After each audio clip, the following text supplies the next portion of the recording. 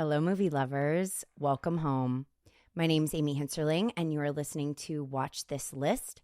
Today is a very special episode where I am doing not one, but two films for Amy's Progress.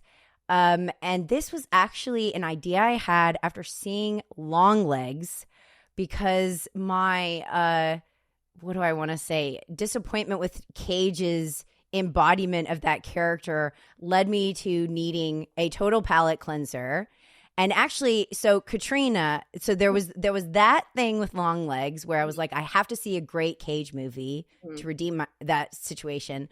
And then when I went to the situation, and then when I went to Katrina's Letterboxd page, you have Leaving Las Vegas in your top four. And I just felt like that was such a sign because I didn't even know who my next guest was going to be. And then when I saw that, I was like, that's it. And then that you gave Pig 4.5, I was like, we're done.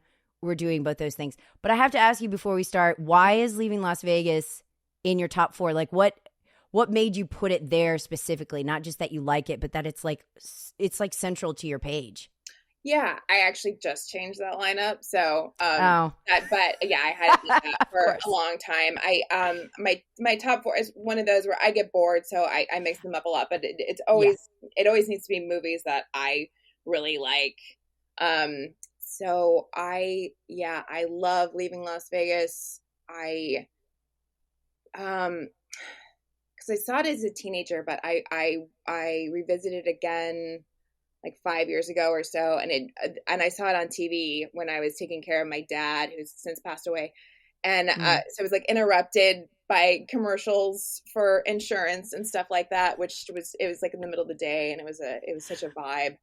But it was really striking to me then. It's just a beautiful, I think, poetic. It's very sad, obviously, but there's so much poetry in it. And I was very moved and affected by that. And we can get into that later. But but what was so striking to me watching it as an adult was because as a younger person, I thought it was moving, but I thought of it more in terms of just how depressing it was. I think because that was the discussion kind of around it at the time, like how sad these two people are, just so depressing, and this guy is just going out there to die, which is all completely true. But the idea of it as a metaphor for relationships in general, and just kind of trying to find someone who accepts you because we're all going to die very soon. Right. That really struck me as really poignant.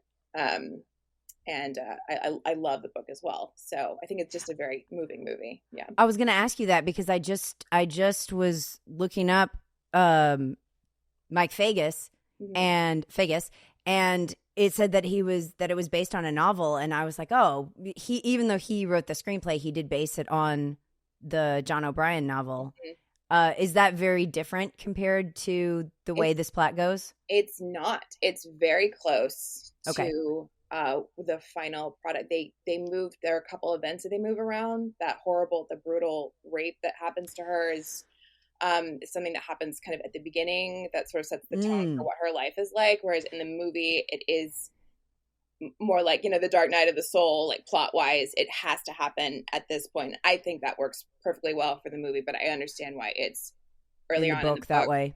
And there were a few little changes like that, but ultimately a lot of the words are the same. The progression is the same. And it is the same sort of like soul sucking in a beautiful way story. Yeah. And it's even sadder too, because it was very close, I think, to O'Brien's reality. So I was going to ask that because that's like the Bright Lights, Big City movie that I just watched with Michael J. Fox, where the guy who wrote the book wrote the film, and it was definitely autobiographical. With these kind of movies, I really wonder if you could write them if they weren't. You know what I mean? Yeah.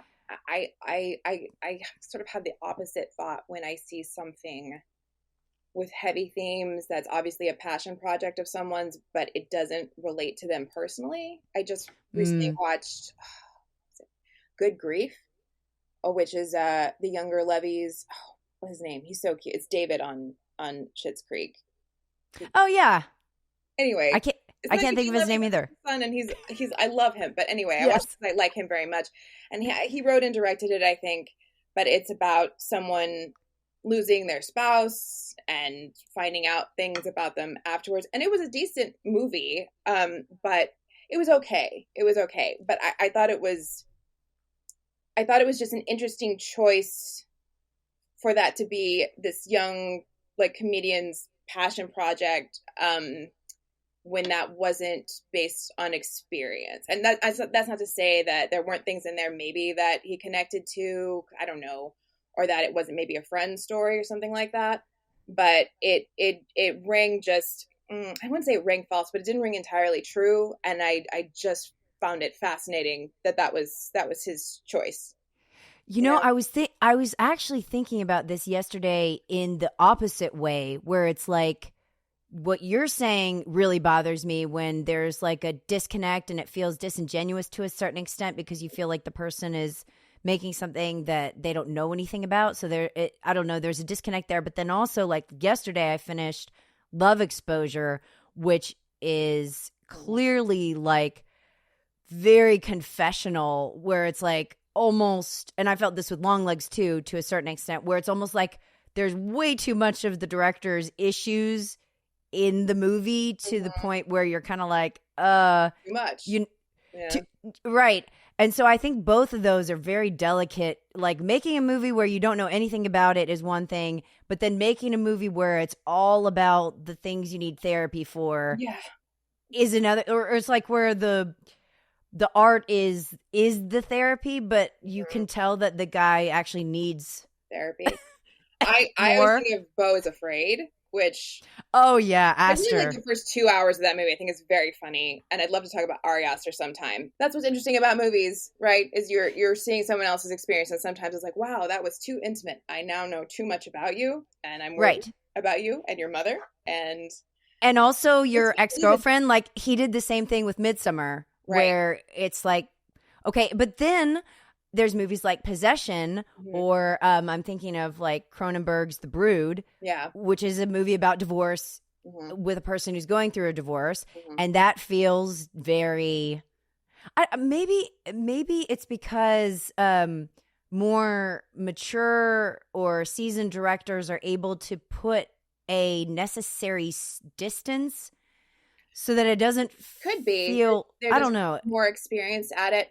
I don't, but I have to. I don't feel that way about. I like The Brood a lot, but when I watch that movie now, it's like, dude, this guy really hated his ex-wife. Oh Like that. yeah. That's what I. Well, I'm not saying he didn't hate her, but I am saying I think it's more effective than Beau is Yeah, Afraid. yeah, it might be. Well, I was afraid just ended up not having that much depth, in my opinion. But Right. so No. yeah, there's probably more of that in The Brood. But yeah, Yeah. you do see that in a lot of things. Like I think of Garden State, which I loved when I was a teenager. Me too. Zach Braff Yep. telling you, this is my dream girl. This is how I felt growing up. Running through all of those things. So there is something to be said about it. I think when it is raw like that, even if it's not a great movie, you do feel that it's real. So Mm-hmm. there is something to be like, again, you watch Beau's Afraid and you don't go, what nonsense. You go, oh, Ari Aster, uh-oh, you know. It's kind of like I think there's a term for this. It's like going through it cinema, where they're like, this person's just Going they're really going through it right Mhm. now. I don't get that sense necessarily from Leaving Las Vegas, where because I read that Mike the director was like disenchanted with Hollywood, and so this was kind of like his way to be a little more gritty and subversive, um and like make something that wasn't glamorizing anything. Yeah, it's a very anti-Hollywood movie, and I was just reading about this. They even shot like the city. They had like one investor, and it wasn't Hollywood based. The investor that they had very little money, so it was a really kind of an indie production. It doesn't Right. look like it. Like it feels Right. real, but it doesn't look like it's shot on mini DV, that kind of thing, which didn't exist then. But anyway, Right. it's and yeah, the city of Las Vegas. refused them permits to shoot there because Mm. they were like, people, this isn't gonna like encourage people to come here. It's No. let's not have that. And they were like, well, but we have to shoot some things there. Obviously, the exteriors you have to shoot there, and so they shot it guerrilla style, like with Right. one of the smaller cameras on the street and everything. Like doc style almost. It almost feels documentary. Yeah, Yeah. yeah, yeah. So, it was a very anti-Hollywood movie, and they still kept the sad ending, which I know initially the author was worried about. He passed away. He died before the movie was shot, but that's one thing he didn't really want to sign the rights away because he was like, they're going to Hollywoodize it, and they didn't, which is nice. No. Yeah. Well, and I think that because it didn't glamorize alcoholism or anything to do with like, I mean, there's really very little pleasure in the film, and when there is, it's very I don't want to say innocent, but pretty pure. Yeah, I agree.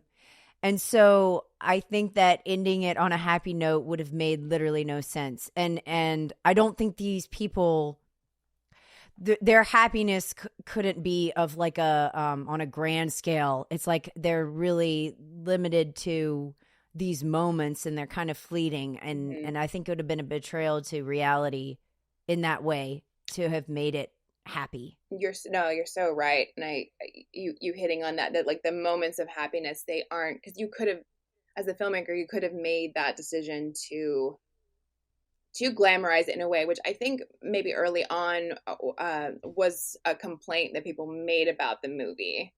Maybe because of what I was saying earlier, because it is romantic. It's very sad, but it is romantic, but it's not romanticizing his condition at all, or obviously even the way that she lives. And the moments of happiness and joy are they're so sweet, but it's not flashy. It's not like, look how cool and fun it is to live like this. Isn't he like a fun drunk? It's like, no, he's sad. He's very sad. But the moments of pleasure are like when she's telling him, like, you can do anything to hear all the things you can do to me, and he's just like, he's so embarrassed about it, and it's very precious. And the moments they share are just about connecting. It's not so much about, isn't it great to live in trash, you know? Yeah, and I think that also one of the moments that is the most heartfelt but also tragic to me is when she is giving him the gifts that she bought him, and she gets him a flask. Yeah. And it's like, it's very profound on one side to be able to non-judgmentally support someone in the thing that they're the most ashamed to be attached to. Mm-hmm. Like, it moves him so much, and I understand what that would feel like. But at the same time, it is contributing to like the furtherance of the addiction and the despair and death. Mm-hmm. So that is like that whole theme, I think, is at the heart of it, because I think what I respond to the most in the romantic sense is, I'm not trying to change you, because he says, just don't ever tell me not to drink, or don't ever tell me to stop drinking. And that is kind of a romantic idea, although it's not really loving. So that's, I don't know. What do you think? It's tricky. It's tricky. Yeah. I remember that being the conversation about the movie when I was young. And I know specifically that's what my mother didn't like about the movie. I remember when we watched it when I was younger, she was just like, that is just the saddest thing. He's like, wow, I've really found the right girl, because she gives him the flask and everything. Right. Right.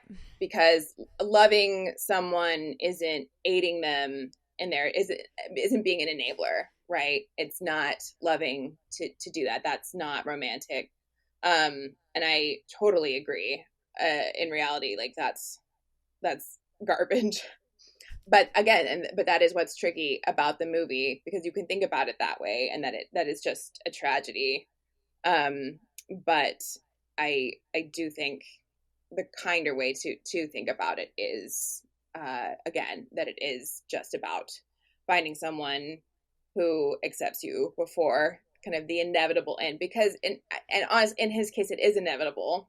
Like, I wouldn't be Right. giving that guy a flask, but you know he's going to die. So the idea of just being kind to someone and taking care of them before that happens, I feel like that's the other side of the film. But yes, the whole giving him the flask thing, it's tricky. It's tricky, and I think the movie embraces that. I don't think it's saying it is good. Well, and I also think that it's highlighting the fact that, like, it's also not loving to try to change someone. Yeah. I mean, it's also not loving to try to control people's behavior. Right. It doesn't work. It doesn't help Right. either person. Mm-hmm. So I kind of like the lack of, like, it's a weird thing because there's definitely a codependency between the two of them. And she says that at the end where she's like, I needed, what does she say? Like, I liked his drama and he needed me. Mm-hmm. So this is not like a healthy relationship, but I think there are aspects of it that make you think, oh, you know, we don't normally associate, like, let's say there's a couple where the wife is always nagging because she wants the guy to be better. That's not loving. Mm-hmm. Even though we convince ourselves that, like, we're helpful Mm-hmm. or we're doing it for their sake. Mm-hmm. And I think that this movie, at least for me, exposes how that's just as misguided as buying a flask for someone who says that's how they're going to kill themselves. Yeah, that is interesting. What do you think about it in terms of making the point that it's his choice? Because again, the flask scene is interesting, but overall, she would obviously prefer him to live. She would obviously prefer him to survive and stop drinking and eat food, and yet to survive and be a functioning human. But there is the fact that, even without supporting and taking care, he's not. He would need to make that decision on his own. And isn't that a really, like, foundational idea when it comes to recovery? Right, it has to be your choice. You're the one who has to come to that conclusion. So her saying, like, I want to take care of you, but I'm not going to, unless, I mean, I guess that's a fair thing to say. People have done that, but her making the decision for him wouldn't be effective, right? And it wouldn't be right. And it wouldn't be lasting. And I like how she asks him, like, Mm-hmm. there's two different scenes. One is at the very, very end, and then before that where she says, do you want me to call the doctor? Mm-hmm. And then he's like, no. And she's like, she's not going to do it. Now, there are lots of relationships where if somebody says, like, do you want me to do this? And they said no, they'd be like, I'm doing it anyway because I love you. Mm-hmm. So something in this resonates very deeply with me in terms of someone respecting, I don't even know if it's boundaries necessarily, but just like respecting a person's wishes even when they disagree with them, because that's a really difficult thing to do when your perspective is so concrete that you think what they're doing is totally wrong or, you know, self-destructive. But I wonder if this, like, if you think of it in terms of enabling, like you brought up before, do you see that as just a different way to enable, or do you see that as the right way to go about it? Like, what do you think is the ideal way? The ideal way to not do that, to not love enable someone in that situation, but not enable. Right. I mean, that is hard. I don't know. I don't know. I feel like I probably subscribe to the idea of, like, this lifestyle is killing you, and I can't enable it. So I can't watch it. Like, I can't be there for it. Yeah, I will absolutely help you if you want right. that. But again, you need to make that decision, and I can't watch you, like, kill yourself. And I think that's probably the standard take on that kind of thing. But I know also that when you really care about someone, you love someone, that's very easy to say and not easy to do at all. I wonder why we romanticize that, though, in a way. Like, it's almost like going down with the ship is, you know, it kind of reminds me of Romeo and Juliet in a way, where death is not seen as, even though in this movie, him drinking himself to death is awful, and it's not it doesn't look attractive. He's like throwing up, and there's nothing about it that's aesthetically pleasing. No. But I think there is something about like that death drive that we all sort of feel, and it's hard to be truly disgusted by it. So that also kind of adds an element where it's like we've associated tragedy with, I mean, this movie is literally called Erotic and a Romance. And I was like, oh my gosh, That's a take, I guess. Yeah. I just think it's so interesting to unpack all this stuff and what its implications are and what we think are like, star-crossed lovers. Mm-hmm. Because a lot of movies where they're lovers, the more intense they are and the more like dangerous it is, we associate that with love. Yes, because it's just heightened. It's just heightened when there are obstacles, and in this case, the obstacle is the drug that's killing him, is the alcohol. So yes, I think we do. We're always going to romanticize that. I think that's just loving drama. I think that's just plot. Because if two people got together and everything was fine, who's going to watch that? I don't know. I can't even think of a movie where we would like watch someone say, I love you so much that I'm going to remove myself from this situation. Call me if you need help, where we would perceive that as romantic. I mean, it's kind of sad that like if there were, the more healthy behavior you witness, it's like those terms aren't used to describe the like healthiest choices. Traditionally, I think that's very true. Like you said, there's the death drive thing.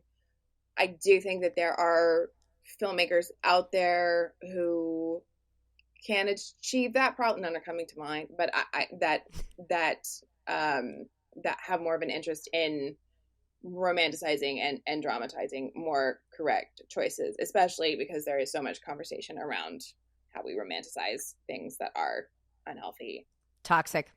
Yeah. It's kind of like, I don't know if you saw Past Lives. Yeah. That might be one where I would consider where the movie's literally about people trying to be responsible with their feelings. Mm-hmm. And it's compelling enough. Yeah. Yeah. Where everybody literally is trying to be like, what's the healthiest thing to do in this scenario? And it's dramatic enough. Mm-hmm. You know? Yeah. Oh, it's very, very, and very affecting. Yeah. Right. Yeah. Yeah. So it'd probably be stuff like that. Yeah. I think that's probably more accurate. And there are probably a lot of other examples that I'll think of as soon as we're done talking. Right. Blue Valentine is a good one. Oh, that is a good one. That's another one that comes to mind. Yeah. Even though that's got a bit of like an addiction streak in it, it's also just like, I appreciate when movies take ordinary life and they're like, yeah, ordinary life is hard enough. We don't have to like do like Wild at Heart, Lovers on the Run, Badlands level stakes. Yeah. We can be like, just regular, trying to live and remain in love is hard. Yeah. And just being middle class people trying to stay together, trying to love each other the right way is hard enough. When Michelle Williams throws... No, it's him. When he takes his ring off and he throws it, and then they stop the car and he gets out to find it. And he gets out to find it. That's emblazoned on my brain. Like that that's like heart-droppingly dramatic right there, I think. So yeah. So they exist. They exist. I think it depends more on the filmmaker and the genre. So I think maybe once you start investigating that more, that will come out. But yeah, on the surface level, I think that's true. We just have a habit of clinging to things that are more dramatic. Yeah, and that's romance novels and all sorts of things. I think it's just an escape. Yes, I think that's probably close to it. So I have a question. Now, go ahead. No, go. I don't want to depart from Leaving Las Vegas, but I'm intrigued about what it means to you, since this is something that you pulled it from what I had on my list. I'm interested in what it means to you and your journey.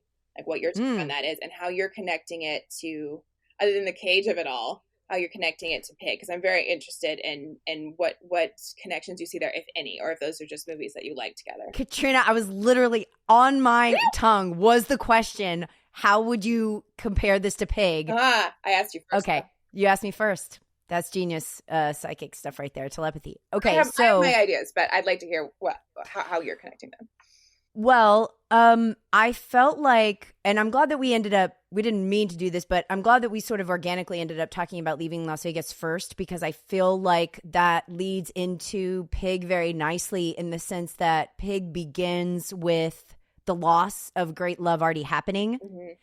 and leaving Las Vegas ends with the loss of a great love That's happening. so true. Mm-hmm. So it kind of like goes into, so watching Pig, I was thinking, imagining he and Lori have this great romance, and then he loses her, and then what would happen subsequently. Mm-hmm. But leaving Las Vegas, interestingly, so I made this list on Letterboxd a while back called The Phenomenon of Craving, Mm-hmm. where I'm just trying to collect addiction films. Mm-hmm. Yeah. And leaving Las Vegas, to me, I know it is obviously about alcoholism, but it's about alcoholism to such a extent that I can't almost relate to it, because I never drank all day, and like the way he does it is so like end of the line, where it can go, but you know, so it's almost like it's too much. Mm-hmm. Like the whole movie is like the emotions are so much, but I do understand the small moments and the feelings of like realizing that you have a problem, and not listening to anybody who wants to help you get out of it when you're not ready. Mm-hmm. I do think they nail that feeling Mm-hmm. completely. Is that feeling, because the feeling I get from him there is despair. Is it despair for you? Do you connect with that? Yeah, but it's also I would say rebellion Mm. more than anything, where you're like, don't tell me what to do, and if you tell me what to do, I want to like do it more. Mm-hmm. You know, and so that's why I think his one request is like, don't tell me, like, if I move in here, don't tell me to stop doing this, because that will make me keep doing it, and then it will hurt the other person. Mm-hmm. But yeah, of course, at the bottom, it's despair. Mm-hmm. You're just not aware that you're unhappy. Well, or you know, or maybe with him he is just so far gone that it is just despair. Maybe the fact that if you still have rebellion, if you're still even caring about that, maybe that means that, you know, you're not a lost cause, because the cogs are still turning, and there's like resistance. So that speaks to like a spirit that I don't think that character Ben has. Ben. Yeah. I mean, maybe, but because he, like you said, he's a very extreme case. He goes to Las Vegas to die. And he destroys all of his belongings. Yeah. I mean, he's like, like the level is so heightened, like you said, Mm-hmm. you know, that it's a little bit hard to relate to. I'm trying to think of like the movie Clean and Sober, I relate to more because it's a little calmer. Something like Train Spotting, I don't relate to at all, even though that's drugs. So, yeah. But that's kind of similar to this one, where it's just like these people are so far down the path that unless you yourself have sort of gotten to that level, Drugstore Cowboy's kind of like that, where I'm like, I never went this far with this thing. And so there's baseline emotions I can identify and relate to, but then the overall, like, you know, just complete rejection of reality and like accountability and operating in reality is just gone. Like they just don't have it anymore. Yeah, so I think you'll probably find. Oh, I don't know. I feel like I've seen that list, but I don't remember now. Do you feel like there are more movies about that extreme? Well, Katrina, didn't you just log? Because I feel like more people are maybe more like the beginning or the middle, more likely the middle, when they start to realize like, oh, a change needs to happen, and they're working through those ideas. So I think that's probably a bigger percentage there than people that are so far gone, so extreme, so they're at the end. And I think you just logged Bad Lieutenant, right? The Port of Call New Orleans movie. Yeah. Okay, there you go. Yeah. There's another Nic Cage, but that's also a perfect example of somebody who is like far gone. Like we're getting into almost like parody. Yeah, totally. Territory. But that movie ends up being hopeful, which is fascinating. True, it does, oddly. Yeah. Yeah. And that is more rare, and that it's also unexpected from a movie like that, because you're just like, this guy's gonna die. It's coming. And he does not care at all. Nope. Like, Cage is just, I think he's masterful in that movie, just in the sense of like, I don't think anyone could have put the energy and level into that portrayal. No, it's so, I mean, he's just fearless and nuts anyway, and I love it. But yeah, he is just going for it in that movie, and it's great. It's like it's crazy, but it is really, but it's also really effective at expressing like, this guy doesn't give a fuck. He's done. Except again, there's hope at the end, which is nice and unexpected, and that's again why I watched it the other day. I was like, I feel like the end of that movie is really good, and I wanted to see that again. But that movie is a fever dream.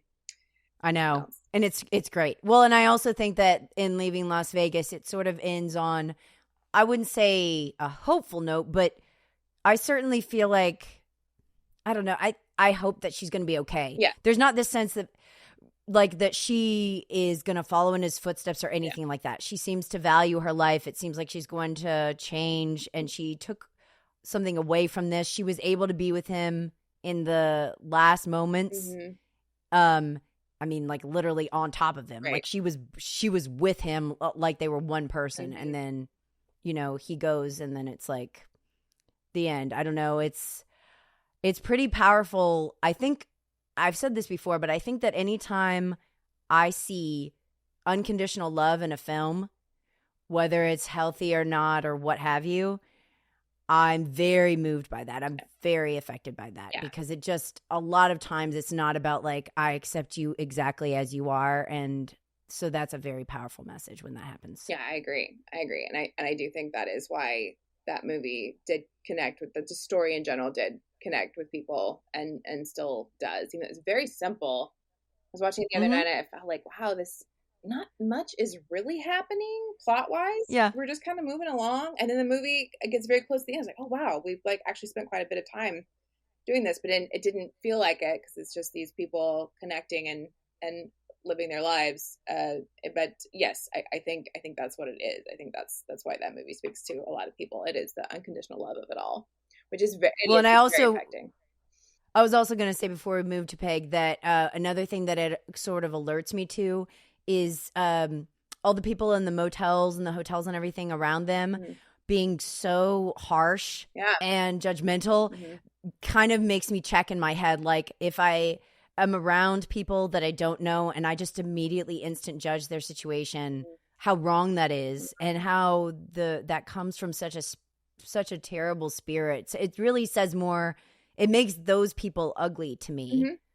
You know, when she's like, get out of here, you know, I expect you to be gone in the morning. It's like, that kind of takes you aback, even though you feel like, oh, I could have been that woman. I would have judged this person too, you know, and just thought she was, you know, whatever. So you know, if you live in that area, you've seen some things. But yeah, that movie does a good job of showing, because that scene in particular, that exchange is so harsh. Because Elizabeth Shue is trying to clean up and she's being so sweet and trying to be apologetic with that woman. That woman is like, get out of here. Get out. Scummy. I don't know. She calls them something in particular, like, you people. Trash. I think she something like that. Yeah.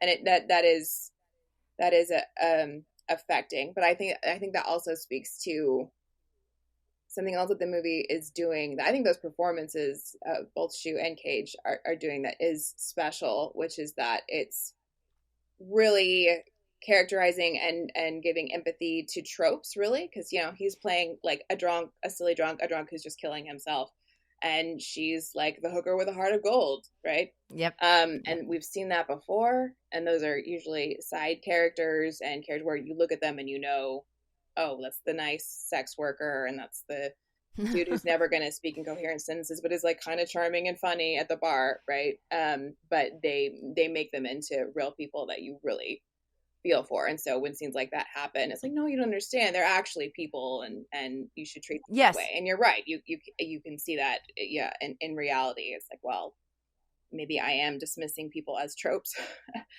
as you could with characters in a film like that. Yeah, I agree. Totally. That's another good takeaway from it. But then as far as like, I also feel like one of the reasons I picked Pig was was that the contrasting emotional performances is so, it's like end of the spectrum. Like we have Cage as port of call in New Orleans, leaving Las Vegas, and then we have Cage like, what else is he in that where he's very subdued like that? I think He's more Pig is the strongest example. I mean, let's see. I've seen them all, but of course, like the crazy ones pop out the most. Pop out. Yeah, he's usually crazy or kind of weird. Like I mean, his performance and adaptation is exceptional, but he's not this subdued there. No, this is like, oh well, in his way he is, but no, I wouldn't call that necessarily a subdued performance. Yeah, because Charlie's too neurotic. Yeah, it's true. It's that's true. Yeah. Even Matchstick Man is kind of out there. Weatherman, or the Weatherman. He has a few Cage outs there, but he's very subdued in that one.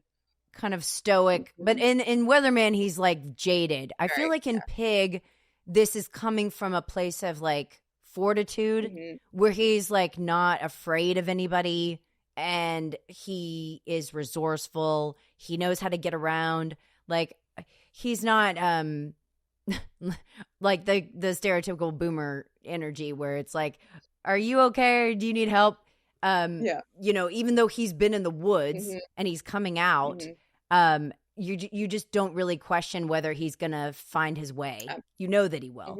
Absolutely. Well, and also we end up finding out that he's been there before and he knows everything. So there's that. But yes, he is resourceful, and I think you hit on it. He doesn't care. He's very powerful and wise because he doesn't care, because he's lost the main thing that gave his life meaning. And of course the pig is representative of that, which was his wife. And so that he's just putting all of his resources and all of the power and the confidence that he has on the line just to get that pig back.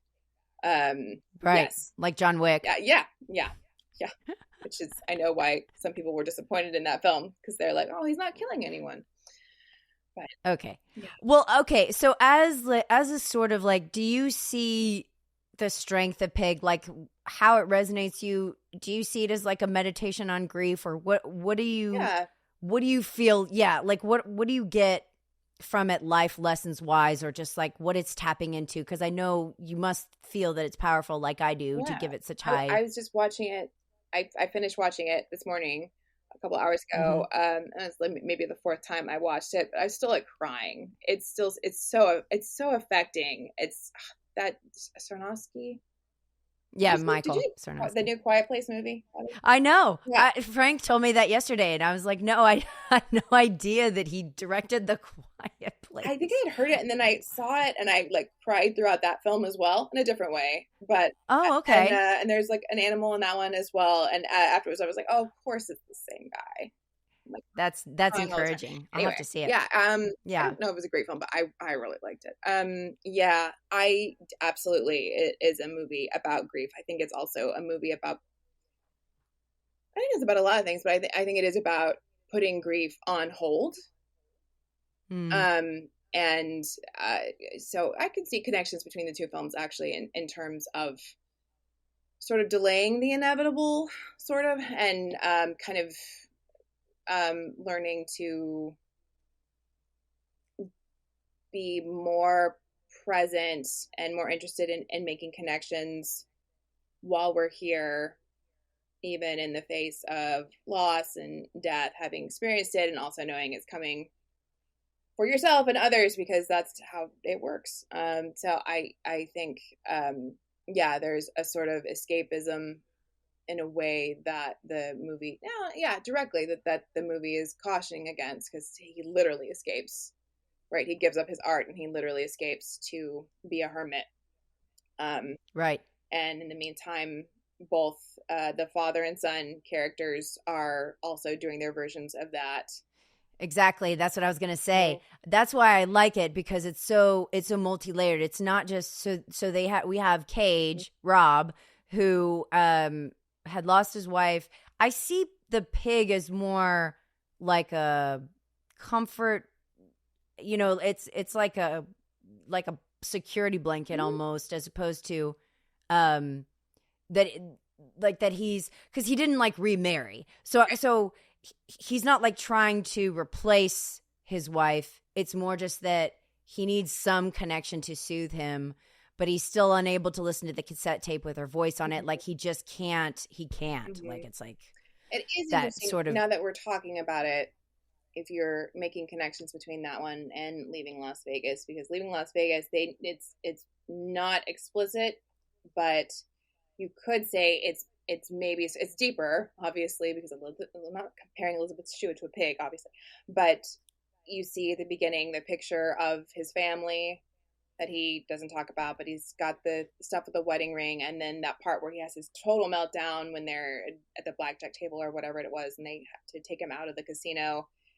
That's the only time where he says anything about that. And he's saying, I am his father. He's safe with me, or you can trust me. I'm his father. And he's like screaming that. And it's like very emotional, and he forgets about it later and they don't talk about it.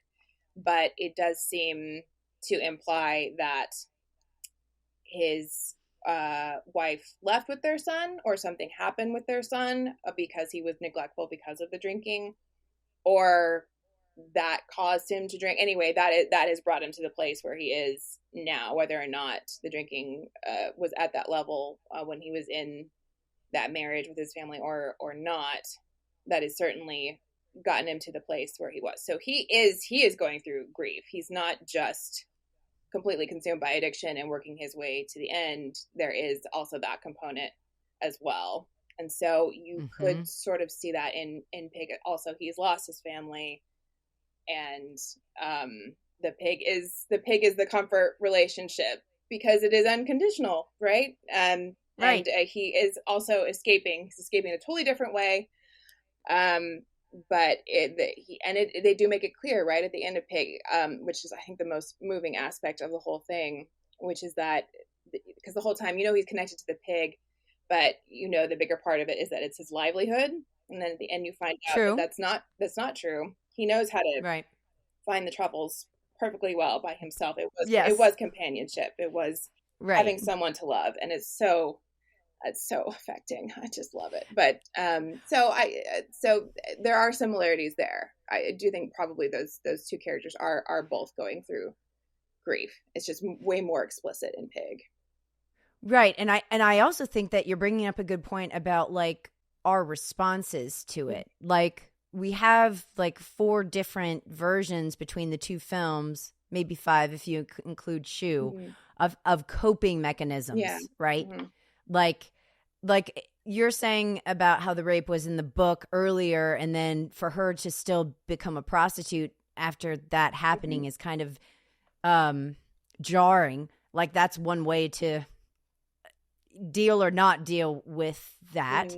And then Cage, it reminds me of Bug, what you're describing, where it's like Ashley Judd was so out of it that she lost her son in the supermarket and then never found him, and that grief like just could not deal, which makes sense.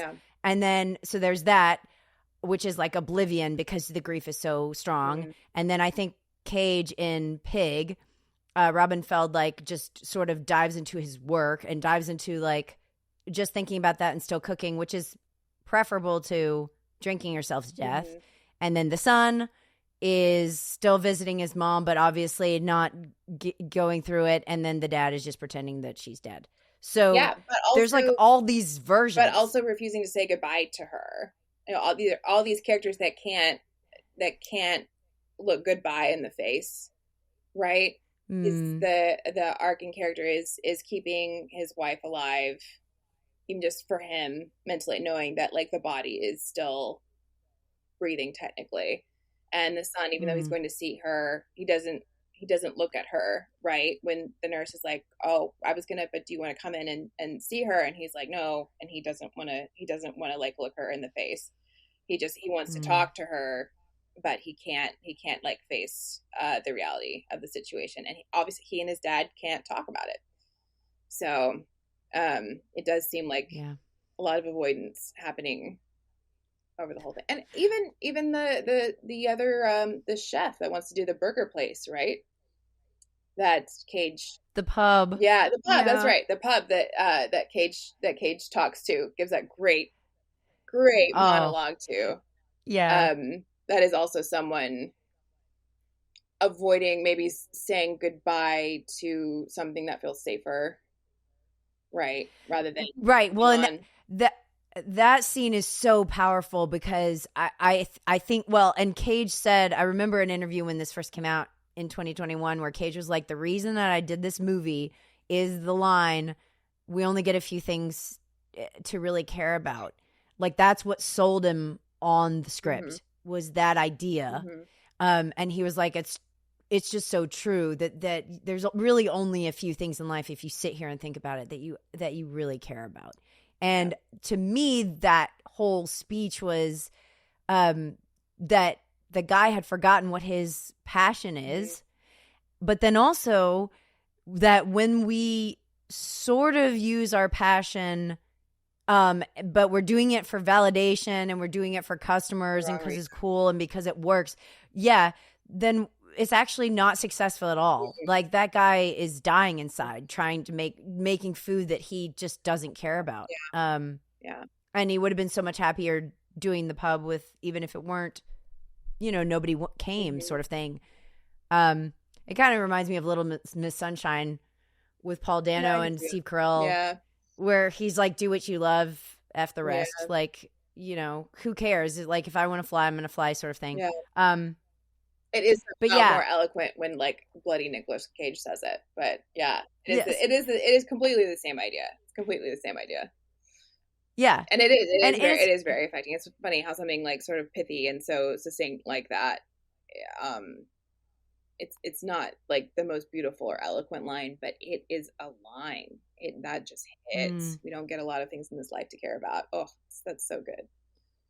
and also that like what you want to do and like what excites you is the direction you're supposed to go in. Like that, like I think that's so that gets so lost. And you can kind of see this with like artists, like singers especially. I see this where like I think Drake said this of all people, but like that the first album is always the truest album. Like the raw, this is who I am. I've been working so hard on this. And then as it goes and goes and fame happens, everything gets sort of Affected.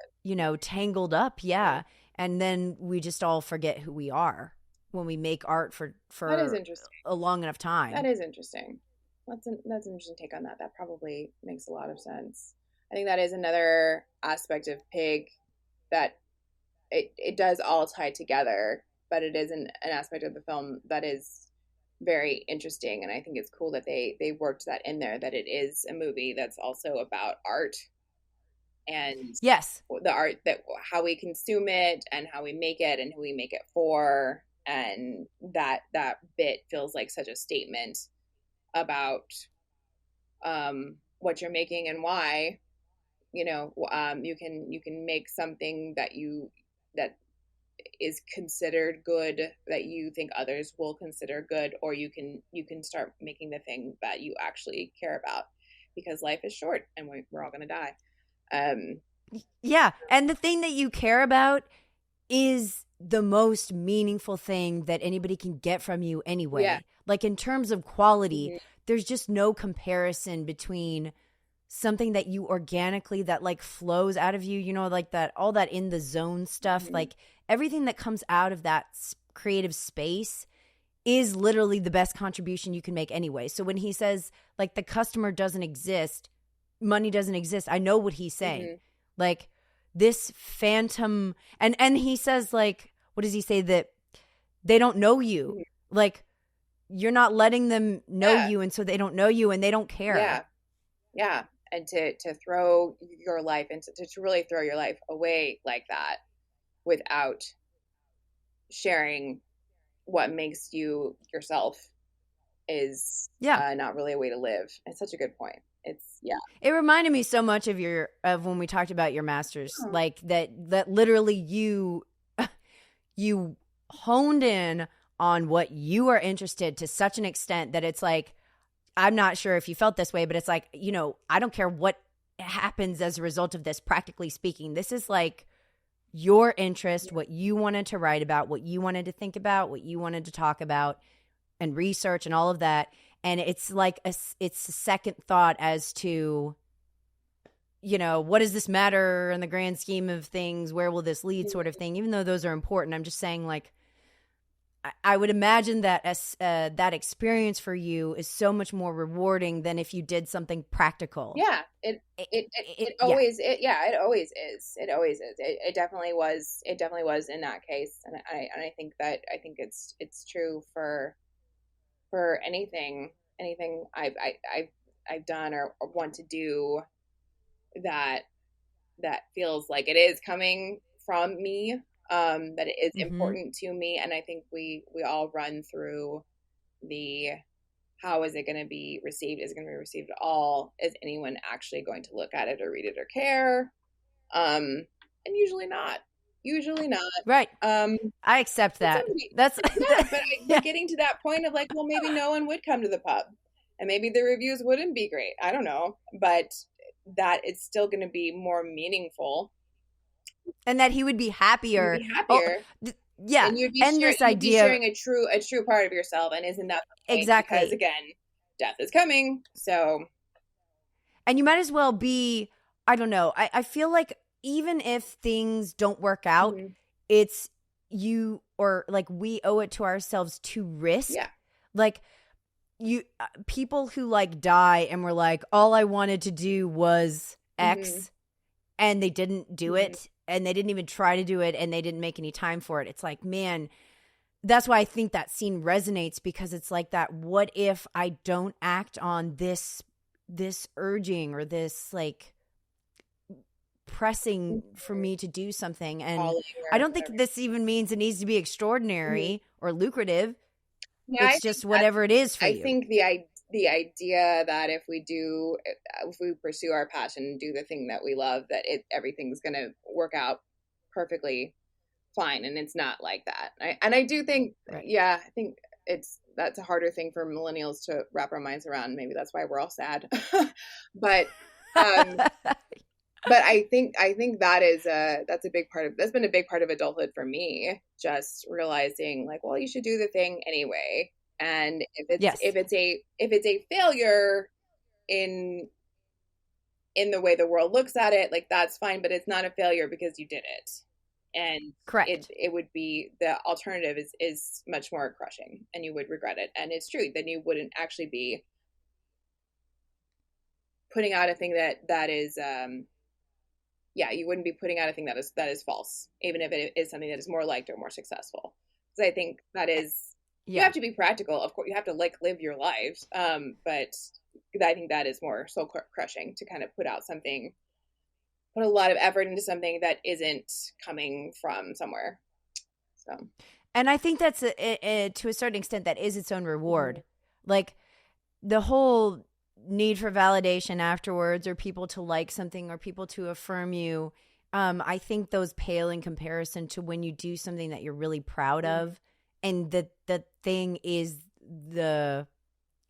your gratification from it. And so it's secondary. Now, I'm not talking about like if you try to do this job and it fails and you lose your house and you can't pay your bills. I'm just talking about creative expression that you feel, compelled to do, and maybe you're not the only person who's ever done it, but it doesn't matter. I just think when you're doing what you care about most, to use his term, it's like he made the best meal that his parents ever had, and is it the best meal that anyone could have ever made? No, but I mean, for the people that he cooked for, they could feel that just energy. I think it has so much to do with like it coming from that pure of heart place. Absolutely.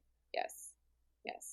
And I almost feel like Shu and Cage's performances are coming from that place. Like that movie is, if their acting hadn't been that superb, it would have just completely failed. I know. I was thinking about that when I was watching it last night or 2 nights ago, whenever it was, that if either of those performances hadn't had that much depth to them, that movie, we would not be talking about it again. Right. it would have been Right. a blip, and that would have been it. But that movie is so successful because and they're really like as actors they're really meeting each other, which especially with semi early Cage doesn't always happen. Cage is often over here, I know. and then Yeah. whoever his partner is kind of trying to, and the meetings happen like it Fit. happened with Holly Hunter too, but in a different way. But yeah, they're really on the same plane, I think, in Leaving Las Vegas. And I do. I think she's wonderful. I think she's so soulful in that movie. And she's so Yeah. present. She like that scene. I saw this movie way too young as Mm-hmm. well, from Yeah. Blockbuster. But like I remember the pool scene. Mm-hmm. You know, made such an impression on me, not because it was explicit, but because it felt like so real Mm-hmm. between like the intimacy there and the trust that she had. Mm-hmm. It feels like they really are in love and not just intoxicated, Yeah. but there's just a lot of trust and care there. It's true. But then of course it's so sad. Of course what happens like directly after that is they don't get to fully consummate it because he stumbles and he breaks the table and they get kicked out, and that just like it's rough, but the connection is so there. But I hadn't thought about that aspect until just now. It's just like such a connective moment, and then it's trampled on, Ruined. because Yeah. that's his addiction. So anyway, and it Yeah. ties back to that very strange part near the beginning of the movie when he's doing his like voice memos and he's talking about what he wants to. At the Yeah, bank. it's very uncomfortable, but when you get to that later scene, it makes more sense, and it is interesting. And the one thing that he does say in that earlier scene, that he wants that situation because it would mean that the woman needed him, and then she could go on with her life, because he had done Right. something for her, sort of, which he does for Shu, because Shu's issue isn't that she's a sex worker, it's that she's so lonely, and she has the power that she has, uh, being good at her job, I guess, is that she can compartmentalize, I think, and shut off those feelings, and that's why she is powerful. But that has made her so lonely, and Right. the fact that she can like choose to be vulnerable with him is so affecting. It's so moving. It's almost the line that two things. One, you just reminded me of that line where she looks really, really hot and she walks in and he's like, I should ask, you know, he says this meanly, but he's like, I should ask one of the guys that you're with what it's like to have sex with you. And he's trying to be diminutive to her. Right. And then she They wouldn't says, know. they wouldn't know. And that's like very, whoa, So good. okay. Yeah. Very good. And not just like in a putting him in his place sort of thing, which I felt she it did. says something about her and how she's Exactly. how she and how performative it is and how fake it is. But then also you just gave me a great connection to Pig, which is that him talking into the tape recorder and saying, I want to do these things because I'm going to give this to you so you can move on. That's totally similar to the tape. That's so true. Like at the end of You're Pig, so right. where he's listening to it and she gives him this gift of the song and says like, I thought of you. And it's also a cassette tape, just like the other movie. But then it's like she gives him that so that he can go, you know, like you don't get the sense that she would have wanted him to be stuck in the past. It's like this permission to, okay, just because, and this is a hard thing with grief, just because you move on from your current state of sadness does not mean that you are forgetting or diminishing the value of the memory. And I think that's very hard to do because it's easy to fall into that trap of perceiving your self as that, as doing that. It's hard to wrap your mind around that, to like do it the right way, right? So yes, I'm sure that seems like an element that character is afraid of, the fact that he can't even listen to that tape all the way. And actually the fact that is a tape is interesting because that implies that she made that a long time ago. I was about to say that too. So, and I don't Right. know if they say how long he's been there, but it's certainly 15 years. hmm? I think they say it's like 10 or 15 Okay. years because they're like, oh, he's been gone for a decade. And then he's like, oh, It 15 feels years. like it should be longer than that if it's Right. With cassette yeah. tapes, like the Yeah, 90s. yeah, Yeah. exactly. Good point. But it is Yeah. interesting though. Is it Alex Wolff? Yeah, the Alex Wolff character never had any idea who he was, right? Prior to them going into the city, because he's too young. Because most of his life, Rob has been in the forest. So it's a long time. Well, and that's kind of like how we are when we're thrown into Leaving Las Vegas, right? Because he gets fired like 15 minutes into the movie and they give him this huge check, so he's not a total loser. Like the head of the company said, he's like, this is way too generous, and he's like, we really liked Mm-hmm. you. And you do get the sense that like this person was skilled Mm-hmm. and clearly has Mm-hmm. gifts, And it's clearly lovable. Exactly. Again, I think So Cage it is makes so it good at even that more too, tragic. because you even the beginning, it's like, God, he is like a very sad, occasionally a piece of shit guy.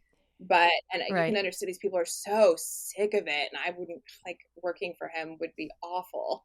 But Right. Like Richard Lewis is like, don't ever talk to me yeah, again. Bye. yeah, I don't want even want Right. the money back. Don't worry about it. Um, Right. Yeah. but you can still see through his interactions with them and the references to the past and just the performance that he's giving that this is a lovable person, and he was much more so before he got to this point. I think it's just very good at giving you peeks into the fact that he is a lovable person. Yeah. And I think that you pointing out the name is also, that's a great thing to remember, is like, if we see a homeless person on the side of the road, or we see like people in very unfortunate circumstances, like they are people, they have a name, they have a history. Like it's so easy to just be like, what a nut job in the forest. Right. And here he is, like, not to say that he's more noteworthy because he was a famous Mm-hmm. chef. But I'm just saying, like, I think that it's so tempting to just write off people according to whatever circumstances that they've landed in. Mm-hmm. And yeah, we're just so wrong every time we judge. It's so true. Yeah. This and is in that case, it kind of makes the point doubly, sort of, because you don't know the story of the crazy old man in the forest. Mm-hmm. Because you don't know that he was a big deal chef.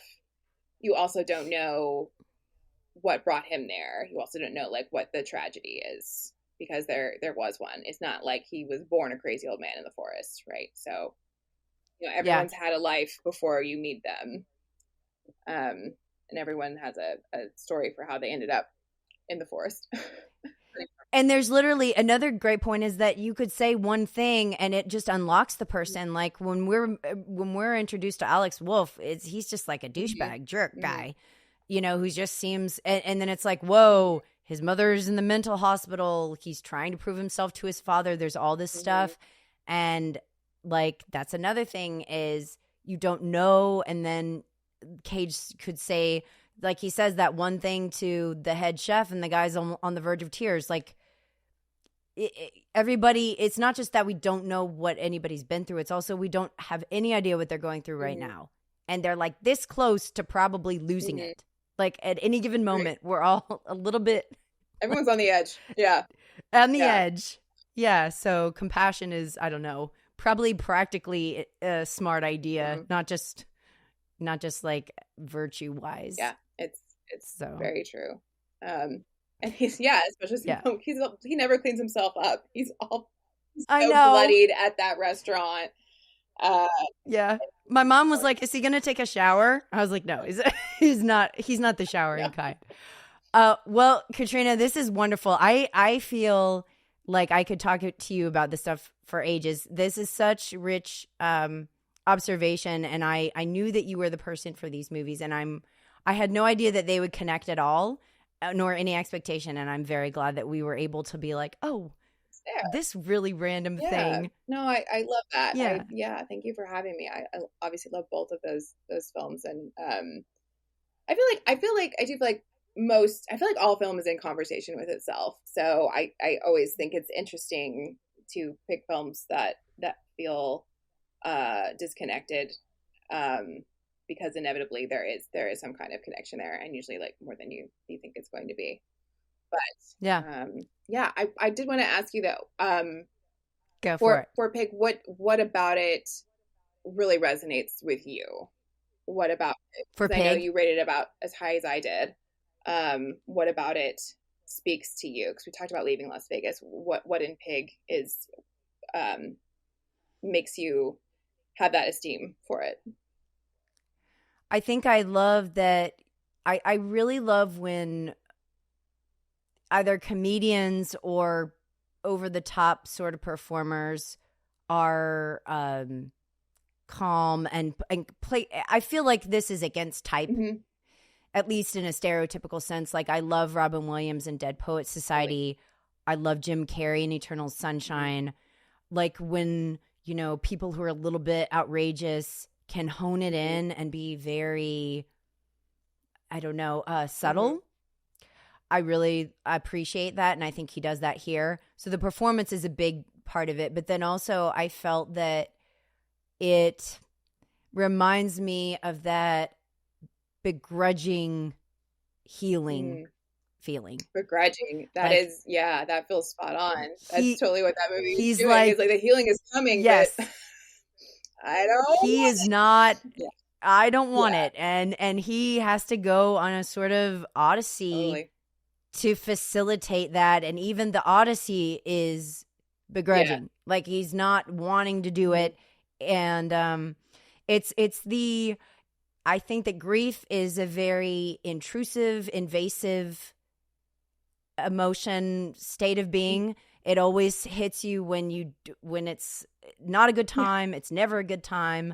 And so the healing of that being shown as invasive is it just resonates a lot with me, because I feel like you, in as much as you can't choose when you lose someone, it also sort of feels like you can't choose when you get better. You just do choose it and are kind of led into it. And then it's whether or not you're at a place where you can accept it or not. But it doesn't feel like we can make that happen. It's like it's not really within our control except to say yes when the time comes. That's so well said. Yeah, I agree with you. I think it captures that very well. But yeah, that's very well said. Yeah, thank you, Katrina, for being on with me. This is wonderful. I loved it. Yeah. So everyone, please watch Pig. Maybe not leaving Las Vegas unless you're. It's a bright sunny day and you've got commercials like Katrina watched it. That's probably the best way to see it. But thank you, Katrina, and we'll see you at the movies.